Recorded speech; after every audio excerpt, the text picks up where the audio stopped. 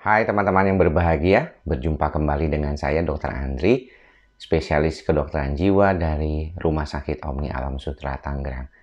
Di kesempatan kali ini saya hanya ingin membahas tentang terkait dengan pengobatan yang mungkin menjadi salah satu tantangan juga ya dalam praktek dokter jiwa sehari-hari, yaitu masalah ketidakpatuhan di dalam mengikuti prosedur pengobatan. Hal ini saya pernah bahas beberapa kali di dalam beberapa video, tetapi ingin saya ingatkan kembali karena sampai saat ini mungkin karena banyaknya pasien yang baru, saya lihat memang banyak sekali pasien baru belakangan ini yang mungkin baru pertama kali datang ke dokter jiwa dan berupaya untuk mengobati masalahnya. Sayangnya, seringkali mereka tidak memahami bahwa pengobatan ini perlu waktu untuk selesai ya. Jadi mengapa saya bilang begitu?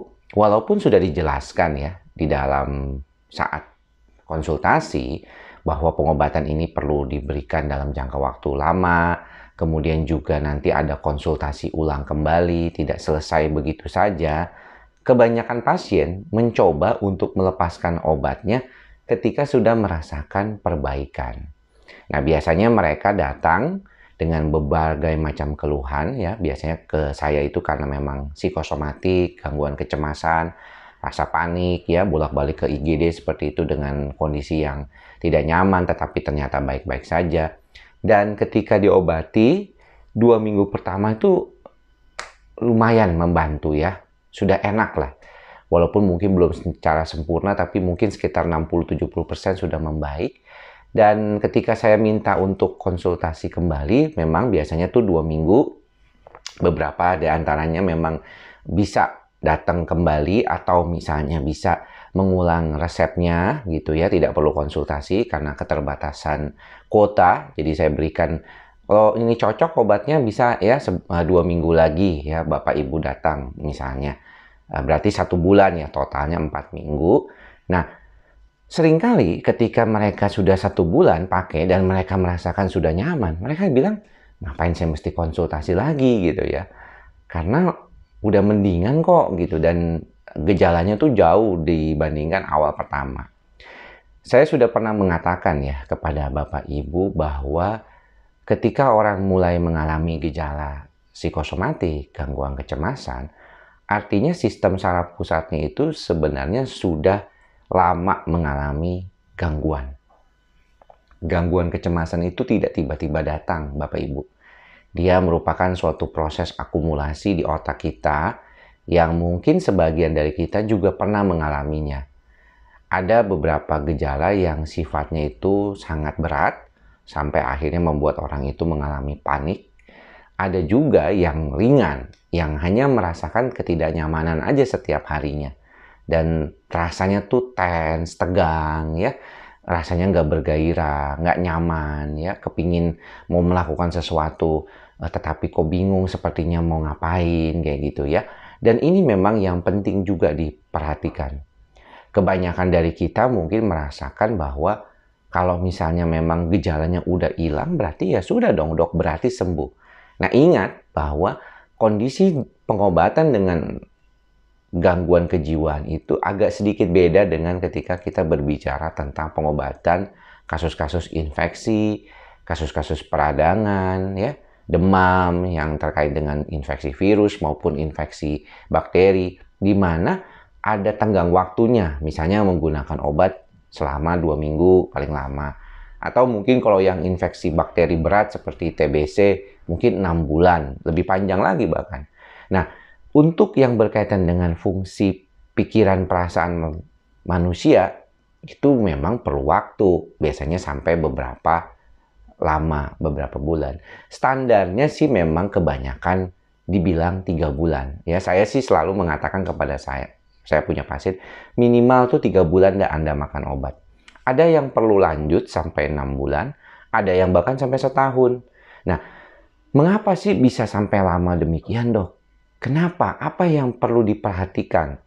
Yang perlu diperhatikan adalah bahwa sebenarnya selain obat, ada cara-cara lain kan yang perlu juga dilakukan. Misalnya, membantu diri kita supaya lebih stabil. Kita belajar untuk mengelola perasaan kita. Kalau ada perasaan yang nggak enak yang datang, kita sadari nih, wih, kenapa ya perasaan ini datang ya? Wah, jangan-jangan nih perasaan yang membuat saya makin tambah kesel gitu ya, perasaan negatif. Maka ya sudahlah, letting go ya. Jangan menjadikan kita tuh emosional dengan perasaan kita sendiri. Karena pada dasarnya peristiwa lingkungan kita ini semuanya itu adalah netral. Tergantung proses kita aja di otak yang bisa membantu bagaimana mempersepsikannya.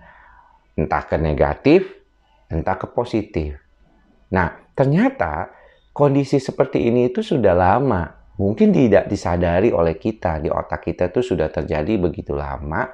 Sehingga ketika terjadi suatu proses yang namanya gejala kecemasan, pastinya yang dialami itu sudah beberapa waktu lamanya. Nah, jadi ini Bapak Ibu perlu perhatikan ya. Ternyata memang prosesnya itu memerlukan waktu. Terkadang pengobatan dengan obat saja tidak cukup. Harus juga dibantu dengan hal-hal lain seperti tadi yang sudah disebutkan. Bagaimana mengelola perasaannya, bagaimana mengelola pikirannya. Jadi tidak heran kalau ada pasien yang komplain, kok saya makan obat nggak baik-baik dok? Sebenarnya saya bisa mengatakan bahwa mungkin obat hanya sekitar 50% lah dari apa yang bisa membantu Bapak atau Ibu. Tetapi yang paling pentingnya adalah bagaimana diri kita sendiri mampu mengatasi keluhan-keluhan tersebut. Bagaimana kita bisa mengarahkan pikiran kita ke hal-hal yang positif, ke hal-hal yang mampu membuat kita menjadi orang yang lebih baik. Ini yang paling penting sebenarnya. Jadi memang tidak mudah, saya tahu bahwa menginvestasikan waktu, tenaga, pikiran, uang untuk membantu diri kita mengatasi gangguan kejiwaan itu tidak mudah. Kita perlu dulu mengenali apakah ini suatu kondisi yang berkaitan dengan gejala gangguan kejiwaan yang sifatnya cemas, depresi, atau psikosomatik. Lalu setelah mengenalinya, kita menanyakan kepada diri kita, seberapa mengganggunya kondisi ini. Ya, apakah dia memang tidak bisa kita tangani sendiri, ataukah kita memerlukan pengobatan dari dokter, dari sisi medisnya. Lalu setelah itu kita datang ke dokter. Kita kemudian diberikan pengobatan yang mungkin tidak langsung cocok, bisa menimbulkan efek samping. Lalu kita perlu mempertahankan pengobatan itu sampai beberapa lama, dan kita juga perlu membantu diri kita untuk menjadi hal-hal yang lebih baik lagi yang mendukung pengobatan tersebut. Jadi begitu banyak ya rangkaian dari cerita untuk berobat ke dokter jiwa dan bagaimana bisa sembuh dari gejala cemas dan psikosomatik itu.